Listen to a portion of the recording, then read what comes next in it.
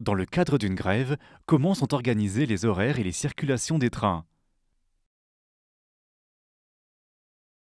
Pour faire circuler un train en toute sécurité, il est nécessaire qu'un agent prépare le matériel et réalise les vérifications de sécurité, que le conducteur ou la conductrice soit habilité à la fois à conduire ce type de matériel et à circuler sur la ligne concernée, que le contrôleur ou la contrôleuse soit disponible pour informer les voyageurs et assurer les missions de sécurité, qu'un agent du poste d'aiguillage contrôle l'itinéraire des trains.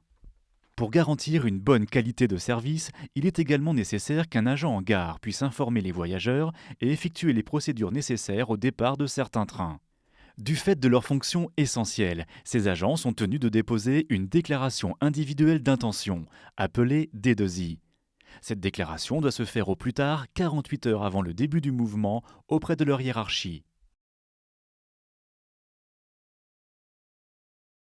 Pour se préparer au mieux, chaque région a déjà élaboré des plans de transport adaptés en fonction du nombre d'agents disponibles et des axes principaux. Avant le début de la grève, lorsque toutes les déclarations d'intention ont été recensées, le plan de transport est défini pour chaque région et chaque type de train. Toutes ces informations sont agrégées dans la nuit pour déterminer les prévisions de trafic au niveau national. Normal, peu perturbé, perturbé ou très perturbé. Cela concerne des milliers de trains. Les horaires des trains circulant le jour du mouvement sont communiqués et disponibles sur les outils d'information voyageurs au plus tard la veille de la grève à 17 heures.